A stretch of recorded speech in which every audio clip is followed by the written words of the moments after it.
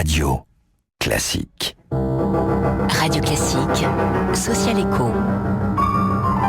Social Echo sur Radio Classique avec le quotidien La Croix. Bonjour Christine Quentin. Bonjour Nicolas, bonjour à tous. Direction Grenoble ce matin pour parler d'IDEAS Laboratory. IDEAS Lab, c'est l'un des centres technologiques les plus innovants de France, pionnier pour ce qui est du travail pluridisciplinaire, collaboratif, sans hiérarchie, avec l'humain au centre. Oui, Michel Ida, le maestro d'IDEAS Lab, appelle ce plateau d'innovation une entreprise libérée de la hiérarchie et du contrôle, et où tous les projets partent des besoins de l'humain et non de la technologie.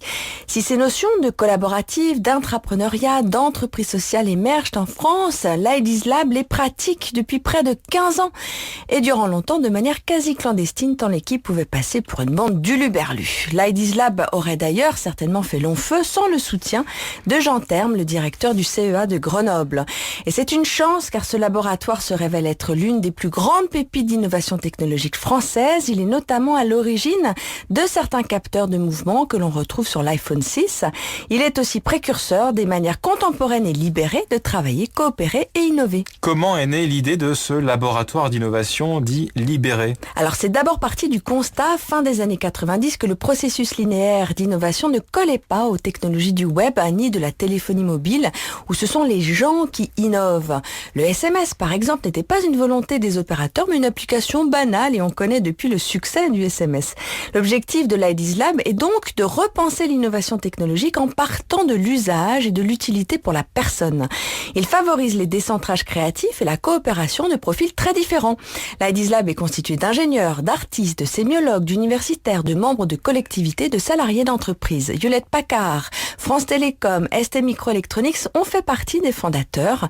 Les thèmes sur lesquels l'IDEAS Lab travaille sont par exemple l'importance du mouvement pour les objets communicants, l'énergie, l'habitat et la mobilité en territoire, le bien-être à la maison, les nouveaux modèles d'entreprise et d'accès à la connaissance, chaque fois avec le même prisme, innover pour l'humain. Et alors en termes d'applications concrètes, ça donne quoi ?